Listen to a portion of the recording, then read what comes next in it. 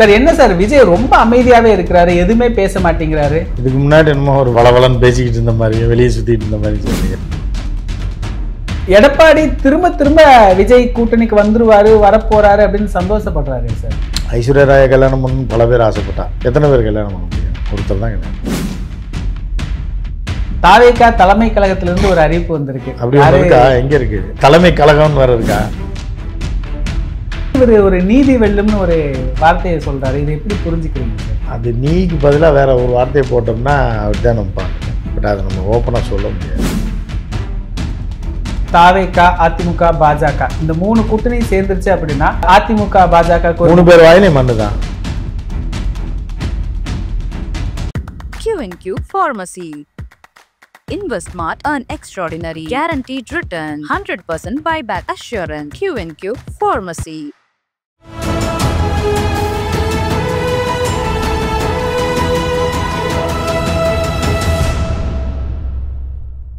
தமிழ் நிறம் நேயர்களுக்கு வணக்கம். இன்று நம்மிடையே மூத்த பத்திரிகையாளர் திரு உமாபதி அவர்கள் இணைந்துள்ளார். சார் வணக்கம் சார். வணக்கம் வணக்கம் சார். என்ன சார் விஜய் ரொம்ப அமைதியாவே இருக்கிறாரு, எதுவுமே பேச மாட்டேங்கிறாரு. இதுக்கு முன்னாடி என்னமோ ஒரு வளவளன்னு பேசிக்கிட்டு இருந்த மாதிரி, வெளியே சுத்திட்டு இருந்த மாதிரி சொல்றீங்க. எப்போ அவர் எப்படி இருப்பாரோ அதே மாதிரி தான் இருக்காரு. ஆனா இவரை சுத்தி தானே சார் தமிழக அரசியலே இப்போ இயங்கிட்டு இருக்குது. இவரை பத்தி தான் பேசிட்டு இருக்காங்க. சட்டமன்றத்துல கூட இந்த கரூர் நெரிசல் இதை பத்தி தான் சட்டமன்றத்துல எப்பவுமே பேசுறீங்க. இவரை சுத்தி இருக்குன்னு நீங்களா ஒரு கற்பனை பண்ணிக்கிறீங்க. அவரை சுற்றி இது கூட தான் வந்தது. ஏன்னா விஜய் டிவியில் ஒரு இதை பற்றி போட்டாங்க. நீங்கள் அதையும் இதையும் கம்பேர் பண்ணிடாதீங்க. உதாரணத்துக்கு சொல்கிறேன், தெருநாய்கள் பிரச்சனை ஒன்று வந்தது. ஒரு வாரம் அதை பற்றி தான் எல்லோரும் பேசிகிட்டு இருந்தாங்க, இருக்கணுமா வேண்டாமான்னு. ஸோ அப்போ அது முக்கியம்னு சொல்ல முடியுமா? அதை பற்றி சட்டமன்றத்திலே கடந்த காலத்தில் பேசியிருக்காங்க. ஸோ அந்த மாதிரி தமிழகத்தில் நடக்கக்கூடிய எல்லா பிரச்சனையை பற்றி தான் சட்டமன்றத்தில் பேசுவாங்க. அதனால் விஜயை சுற்றி இருக்குது அப்படின்றதெல்லாம் கிடையாது. அது என்ன வைரல் இப்போ பலூன் அக்காவை பற்றி பேசிகிட்டு இருக்காங்க. பலூன் அக்கான்னு ஒரு பொண்ணு இருக்குது, அதை பற்றி தான் எல்லோரும் பேசிகிட்டு இருக்காங்க. அதுக்காக நீங்கள் விஜய் அதுவும் ஒன்றுன்னு சொல்ல முடியுமா? இது மாதிரி ஏதாவது ஒரு டாபிக் வரும், அது அப்படியே சுற்றிக்கிட்டே இருக்கும், அவ்வளோதான். அதனால் விஜய் நீங்கள் விஜய் டாபிக் இப்போ பலூன் அக்கா டாபிக் இருக்குது, அந்த மாதிரி தான் அப்படி போய்ட்டு. எடப்பாடி திரும்ப திரும்ப விஜய் கூட்டணிக்கு வந்துருவாரு, வரப்போறாரு அப்படின்னு சந்தோஷப்படுறாரு சார். ஐஸ்வர்யா ராய கல்யாணம் பண்ணணும் பல பேர் ஆசைப்பட்டா. உலக அழகி போட்டியில் ஜெயிச்சப்ப எத்தனை பேர் கல்யாணம் பண்ண முடியும்? ஒருத்தர் தான் கல்யாணம். அதுவும் அவர் பெரிய ஸ்டார்னால. இந்த மாதிரி பல பேர் ஆசைப்படுறது தான். எடப்பாடி போன்றவர்கள் விஜய் வைக்கலாம், தூக்கிடலாம் அப்படின்ற மாதிரி தான். ஆனால் எடப்பாடிக்கு வராரு விஜய் இப்போ நோக்கி போகிறாருன்னா யார் சிஎம் அப்படின்னு ஒரு கேள்வி வரும். விஜய் கவுன்சிலராக கூட ஆக முடியாதுன்ற வேறு விஷயம்னா கூட விஜய் சிஎம்மை தவிர வேறு எதுவுமே டைரக்ட் சிஎம் தான் விஜயோட இது. இந்த படத்தில் காமெடி வரும்ல, 4 படம் நடிக்கிறோம் டைரெக்டாக சிஎம்ன்ற மாதிரி தான் விஜய் இருக்காங்க. இதில் எடப்பாடி யார் வந்தார்னா அவர் என்ன பண்ணுவார்? அவர் என்ன மினிஸ்டராக இருப்பாரா விஜய் கூட? இல்லை விஜய்க்கு பிஏவாக இருப்பாரா? அதனால் எல்லாமே லூசுத்தனமாக என்னத்தையும் ஒன்று பண்ணிகிட்டு இருக்கிறது தான். எப்பவுமே தலைவர் சந்தோஷத்தை வெளிக்காட்ட மாட்டாங்க. இப்போ கூட்டணி பற்றி பேசணும் அப்படின்னா வரவங்க வரட்டும் அப்படின்னு சொல்லுவாங்க. ஆனால் இவர் என்னன்னா அப்படியே உடச்சி போட்டுறாரு சார். யார்? விஜய் தான் வராருங்கிற மாதிரி கொடி பறக்குதுன்னு பேசுகிறாரு, கூட்டணிக்கு பிள்ளையார் சொல்லி போட்டாச்சுன்னு சொல்கிறாரு. இதெல்லாம் எப்படி புரிஞ்சுக்கிறது? இப்போ நீங்கள் ரோட்டில் போயிட்டே இருக்கீங்க, யாராவது ஒருத்தரை கூப்பிட்டு ஒரு கண்ணாடி ஜாடியை கொடுக்குறீங்க, அவர் என்ன பண்ணுவார்? இப்போ நீங்களே போகிறீங்க, ரோட்டில் போகிறீங்க, ஒருத்தர் கண்ணாடி ஜாடியை உங்கள்கிட்ட கொடுக்குறாரு, என்ன பண்ணுவீங்க நீங்கள்? எதுக்குன்னு கேட்பீங்களா? கேட்க மாட்டீங்க? கண்டிப்பாக கேட்பீங்க. இல்லைங்க நீங்கள் வச்சுக்கங்க அப்படின்ட்டாரு. சரிங்க நல்லா இருக்குன்னு வாங்கிட்டு போயிடுவீங்க. இல்லைன்னா இல்லை எனக்கு வேண்டாங்க எங்கள் வீட்டில் இருக்குன்னு கொடுத்துருவீங்க. அதே ஒரு மனநலம் பாதிக்கப்பட்ட ஒருத்தர் இருக்கார், அவர்கிட்ட போய் இந்த கண்ணாடி ஜாடியை கொடுத்தா என்ன ஆகும்? உடச்சிடுவார். அந்த மாதிரி இப்போ ஏதோ ஒன்று சொன்னீங்களே, யாரை போட்டு உடச்சிக்கிறாருன்னு நான் சொல்லலை, நீங்கள் தான் கேட்டிருக்கீங்க. ஸோ அந்த மாதிரி தான் யார் கையில் என்ன இருக்குன்றதை பொறுத்து இருக்குது. இப்போ சின்ன பிள்ளைங்க கையில் பிளேடாக கொடுத்தோம்னா கிழிச்சு விட்ரும். அதுக்கு அம்மா அப்பான்லாம் தெரியாது, கிழிச்சா ரத்தம் வரும் இல்லை செத்துருவாங்கலாம் தெரியாது. அது ஒரு பாசத்தில் மேலே புரிஞ்சு இழுத்து விட்டுரும். அதனால தான் கீழே அந்த ஷார்ப்பான பொருள்லாம் வைக்காதீங்கன்னு சொல்லுவாங்க. ஸோ அந்த மாதிரி எடப்பாடியார் போட்டு உடைக்கிறாரு. இப்போ இன்னைக்கு தாவேகா தலைமை கழகத்திலிருந்து ஒரு அறிவிப்பு வந்திருக்கு. அப்படி இருக்கா? எங்கே இருக்குது தலைமை கழகம்னு வேறு இருக்கா? தலைமை கழகம் இருக்குல்ல சார், தமிழக வெற்றி கழகம்னு அலுவலகம் இருக்கா, ஆஃபீஸ் இருக்கா? சரி சரி. அதே கல்யாண மண்டபத்துக்கு இடம் முடிச்சிருக்காங்க. அங்கிருந்து ஒரு அறிவிப்பு வந்திருக்கு, தீபாவளியை யாரும் கொண்டாட வேண்டாம், அதாவது தாவேகா சார்ந்தவர்கள் கொண்டாட வேண்டாம், கரூரில் உயிரிழந்தவங்களுக்கு அஞ்சலி செலுத்தும் விதமா அப்படின்னு ஒரு அறிவிப்பு விட்டுருக்குறாங்க. எப்படி பார்க்குறீங்க? விஜய் உட்பட கொண்டாட வேணாம்? யாருமே விஜய் கொண்டாடுவார்ல, வேற யாரு? அதாவது இந்த அறிக்கையெல்லாம் எங்கேருந்து வருது, யார் அனுப்புகிறாங்கன்னே தெரில, மர்மமாக இருக்குது. முட்டை கடிதாச்சு மாதிரி தான் இவங்க அறிக்கை இருக்குது. அதில் கையெழுத்து யார் போட்டது? விஜயா? விஜய் சொன்னதா? ஆனால் அந்த கட்சியே இருக்கா என்ன, விஜய் தான் பொதுச் செயலாளரா தலைவரா என்ன இலவு கருமாந்திரம்னு அவனுக்குமே தெரியாது. எவன் அறிக்கை அனுப்புகிறான்னு தெரியாது. மெயிலில் வரும், அது போலி மெயிலா? இந்த வெடிகுண்டு மிரட்டலுக்கு இப்போ பார்த்தீங்கன்னா ஒரு 10 பேர் வீட்டுக்கு வெடிகுண்டு மிரட்டல் விட்டுருக்காங்க, புரியுதா? மூத்த பத்திரிகையாளர்கள், அப்புறம் வந்து சில பேர் அரசியலில் இருக்கவங்க போனாங்க வந்தவங்கலாம் மிரட்டல் வெடிகுண்டு அந்த மாதிரி வெடிகுண்டு மிரட்டல் மாதிரி தான் அது இமெயில். நீ யார் தீபாவளி கொண்டாடாதீங்கன்னு எவன் அனுப்புனா எவன் கையெழுத்து போட்டால் இது என்ன மெயில் அப்படின்னா யாருக்கும் தெரியாது. விஜய்கிட்ட கேட்டிங்கன்னா விஜய் கேட்கவும் முடியாது, விஜய் கேட்டால் இல்லைன்றவர். இந்த சிபிஐக்கு கைமாறின விஷயத்தில் கூட எல்லாரும் விஜய்க்கு உதவி செய்கிறாங்க மாதிரியே சொல்கிறாங்களே சார். அதாவது இப்போ நீங்கள் வந்து எப்படின்னா ஒரு வயசு பொண்ணு ஒரு 10 பசங்க இருக்காங்க, காலேஜ் பசங்க டூர் போகிறாங்க. அதில் ஒரு சூப்பரான ஒரு பொண்ணு மாட்டிக்கிச்சு. அந்த பொண்ணு மட்டும் அந்த 10 பேருக்குள்ளே இருக்குது அப்படின்னா என்ன பண்ணுவாங்க எல்லோரும்? அந்த பொண்ணு தான் மையமாக இருக்குது, அதை எப்படியாவது தூக்கலான்னு அவங்க தூக்கலாம் மீன்ஸ் பழகலாம், ஃப்ரெண்ட் ஆகலான்னு சொல்லி எல்லோரும் ட்ரை பண்ணுவாங்கல்ல. அந்த மாதிரி தான் அது ஒன்ஸ் முடிஞ்சு 2026 அதுக்கு கல்யாணம் முடிஞ்சிச்சுன்னா மீதி 9 பேர் ஒதுங்கிடுவாங்க. உதவியானல இப்போ அது தனியாக இருக்குன்றதுனால அது சுற்றுறான்ற மாதிரியான ஒரு சூழலில் தான் இப்போ விஜய் சுற்றிட்டு இருக்காங்க. சார் விஜயை மையம் கொண்டே கூட்டணி எல்லாம் பேசிகிட்டு இருக்கிறாங்க. இப்போ என்டிஏ கூட்டணியில் கிட்டத்தட்ட விஜய் வர்றது உறுதியாயிருச்சு அப்படின்னு எல்லாம் சொல்கிறாங்க. இன்ஸ்டாகிராம் நிறையா பார்ப்பீங்களா? இன்ஸ்டாகிராமில் இருக்கவெல்லாம் ஓடி போயிடுவாங்க நாளைக்கு காலையில் ஆஃப் பண்ணிவிட்டு. நீங்கள் அவன் பேசிகிட்டு இருக்கான்னு அதை போய் பார்த்துட்டு இது பண்ணி இன்ஸ்டாகிராமில் ஏதாவது ஒன்று தற்குறிகள் ஏதாவது பேசிகிட்டு இருப்பாங்க. அதை பார்த்தீங்கன்னா நீங்கள் உங்கள் வாழ்க்கை வீணாக போயிடும். நீங்கள் அந்த பக்கமே போகாதீங்க இந்த விஷயம். அப்போ என்டிஏ கூட்டணிக்கு விஜய் போக மாட்டாங்க. எந்த அவங்களுக்கு என்டிஏனா என்னன்னே தெரியாதுங்க. என்டிஏ கூட்டணிக்குள்ளே போகிறதுன்றது வேறு, புரியுதா? நீங்கள் டி நகருக்கு போகிறீங்களான்றது வேறு. எதுக்கு டி நகருக்கு போகிறீங்கன்னு இருக்குல்ல, டி நகரில் என்ன கிடைக்கும்னு உங்களுக்கு தெரியணும்ல, புரியுதா உங்களுக்கு? ஸோ அந்த மாதிரி தான் என்டிஏனா அவங்களுக்கு என்னன்னு தெரியாது, பிஜேபினா என்ன, பிஜேபியோட கொள்கைனா என்னன்னு தெரியாது. எதை ஆனாலும் வாய்க்கு வந்து பேசிகிட்டு இருப்பாங்க. அவங்களா பேசிக்குவாங்க, அவங்களா இது பண்ணி திடீர்னு ஆஃப் பண்ணிட்டு ஓடி போயிடுவாங்க. ஏதாவது அசிங்கமாக கமெண்ட் போடுவான், போலீஸ் தேடுதுன்னா எல்லாம் ஓடி போயிடுவாங்க. தலைவன்லேருந்து கடைநிலை தொண்டை வரைக்கும் இன்ஸ்டாகிராம் ஆஃப் பண்ணிட்டு ஓடி போயிடுவாங்க. ஸோ அவங்களெல்லாம் வந்து கணக்கில் எடுக்க முடியாது.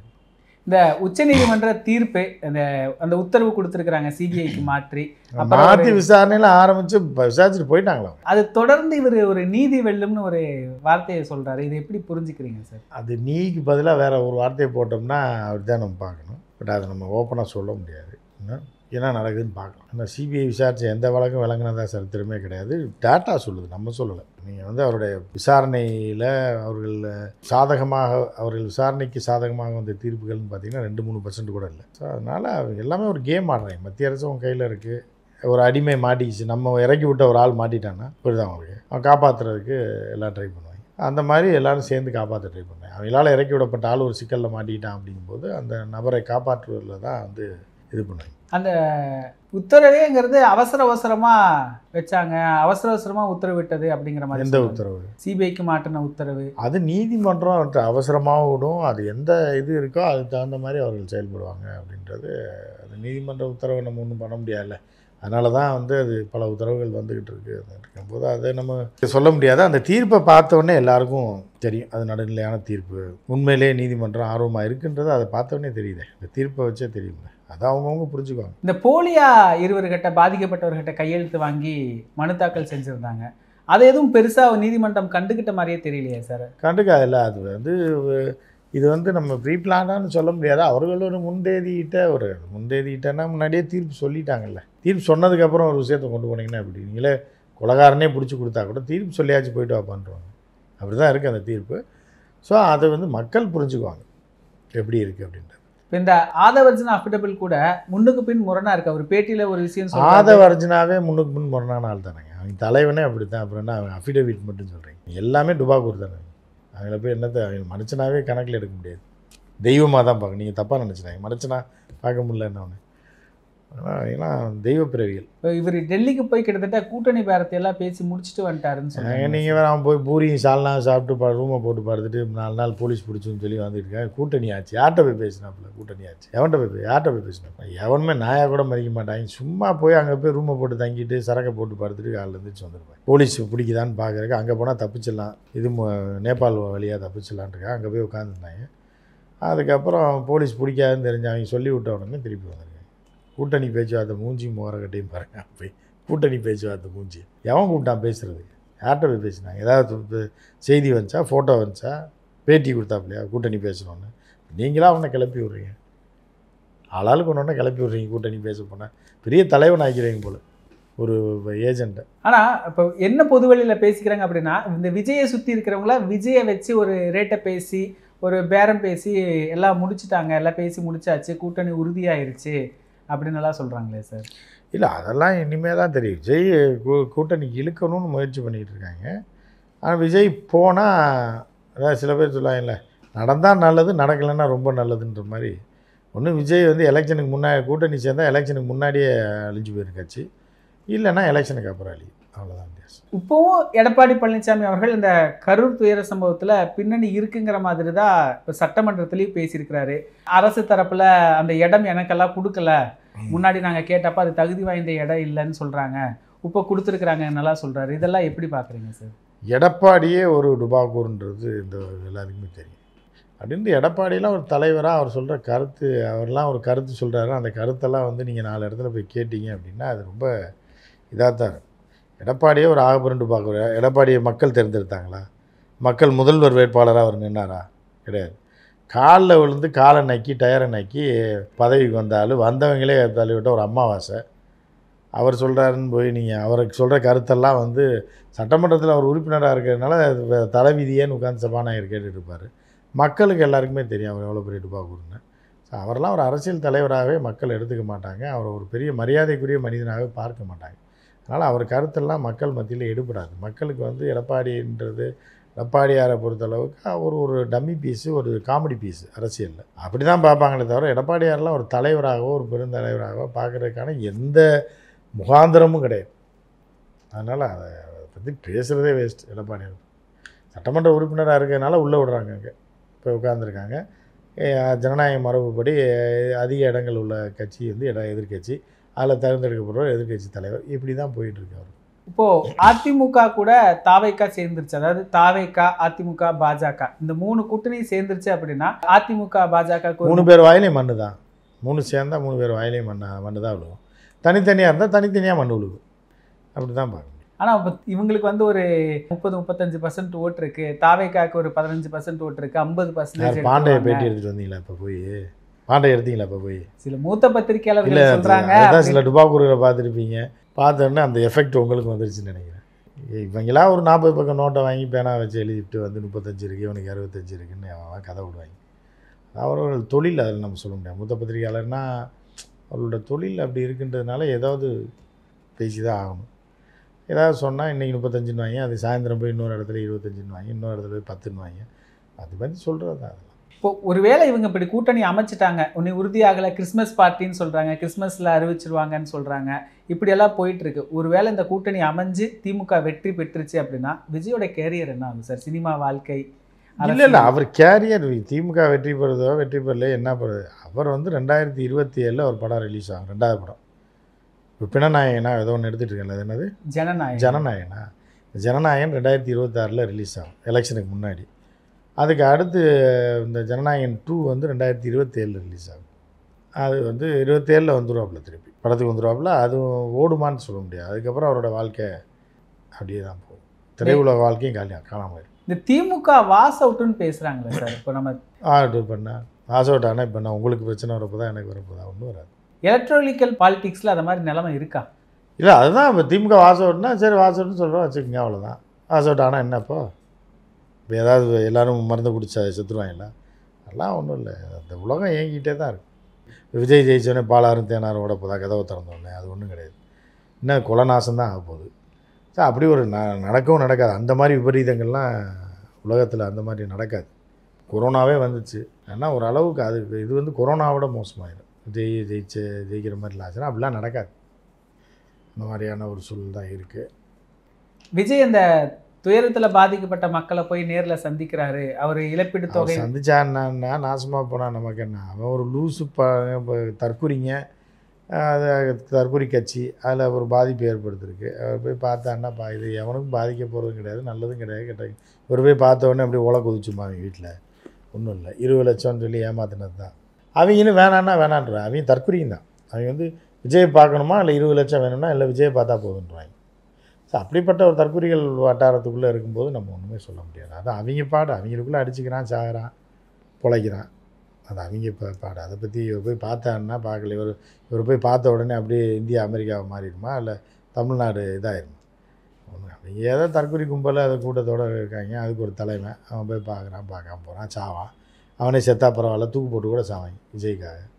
அது அவங்களுக்குள்ளே உள்ள மாற்றம். அவங்க பொதுத்தளத்துக்கு வந்துடக்கூடாதுன்றதுக்காக தான். நம்ம இப்போ சாக்கடை தண்ணி இருக்குது அப்படின்னா இப்போ ஏறிக்கிட்டே இருக்குது குப்பு குப்புன்னு. வீட்டு வாசலில் ட்ரைனேஜ் ஓப்பன் ஆகி போகுது. அது ரோட்டில் வலிஞ்சு போகிறப்பே நமக்கு ஒரு மாதிரியாக இருக்கும். அது வீட்டுக்குள்ளே வந்துடக்கூடாதுன்னு நம்ம நினைப்போம்ல, அதுதான் இப்போ நம்ம நினச்சிட்டு இருக்கோம். சாக்கடை தண்ணி ரோட்டோட போயிடுச்சுன்னா பிரச்சனை இல்லை, அது வீட்டுக்குள்ளேயும் ஏறி வந்துருச்சுன்னு வைங்க, தப்பு. அதை வரவிடாமல் பார்க்குறது தான் நம்மளோட கடமை. இப்போ இங்கே பாஜகவில் தேர்தல் மேலிட பொறுப்பாளர்னு பாண்டா அப்படின்னு ஒருத்தர் போட்டிருக்கிறாரு. பாண்டே சொல்லிட்டீங்க, அவரு சாதாரண தொண்டன் தான். கூட்டணி தொடர்பாக எல்லாம் பேசிக்கிட்டு இருக்கிறாரு. அன்புமணி கூட போய் பார்த்துட்டு வந்திருக்கிறாரு.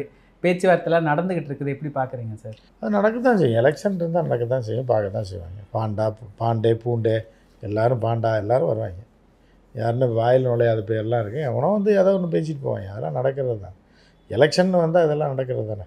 டெல்லி அகில இந்திய கட்சிக்கு இங்கே அவனுக்குமே முகம் கிடையாது, இவனுக்கு மரியாதையும் கிடையாது, இவங்களுக்கு அதிகாரமும் கிடையாது. இவங்க வந்து ஏவல் நாய் மாதிரி தான். அவங்க என்ன சொல்கிறாங்களோ அதை கேட்பது தான் தேசிய கட்சிகளுடைய பல இதோடைய இதாக இருக்கும். முடிவு அவன் எடுப்பான் டெல்லியில் உட்காந்து. இவனுக்கு என்ன இருக்குது இங்கே என்ன இருக்குன்னே தெரியாது. ஸோ அது வந்து அந்த மாதிரி யாரையாவது ஒருத்தர் அனுப்புவாங்க. அனுப்புனா இவங்க ஏதாவது ஒன்று தலையாட்டிட்டு போக முடியாது. இப்போ கூட்டணி பேரங்கள்லாம் எப்படி நடந்துக்கிட்டு இருக்கு சார்? எப்படி போட்டி சூழல் தேர்தல்? கூட்டணியெல்லாம் இப்போ ஒன்றும் நடக்கலை. இவங்களாம் கதை விட்டு சுற்றிட்டு இருக்காங்க. இன்னும் நாளாகும், நவம்பர் டிசம்பர் தான் இவன் அங்கே போவான் இங்கே வருவான்ற மாதிரி மாறி மாறி எல்லாம் பண்ணுவாங்க. அது எந்த கட்சி எங்கே போகுது, என்ன பண்ணுறது, யார் ஆட்டையை போடுறாங்க, யார் காசு கொடுக்குறாங்களோ அவங்களுக்கு சேர்ந்து கொள்ளையடிக்கிறதுக்கு பிளான் பண்ணும், தனித்தனியாக கொள்ளையடிக்கிறதுக்கு பிளான் பண்ணும். நிகழ்கால அரசியல் குறித்து பல தகவல்களை பகிர்ந்து கொண்டதுக்கு நன்றிங்க சார். இதே போன்று நிகழ்கால அரசியலின் சாரம்சங்களை அரசியல் ஆளுமைகளின் நேர்காணல் வழியே தொடர்ந்து காண தமிழ் நிறம் வலையொலியை சப்ஸ்கிரைப் செய்யுங்கள். தங்களின் மேலான கருத்துக்களை கருத்துளை பெட்டியில் பதிவிடுங்கள். நன்றி, வணக்கம். Q&Q Pharmacy. Services available: medicine, optical, diagnostics, audiology. Q&Q Pharmacy.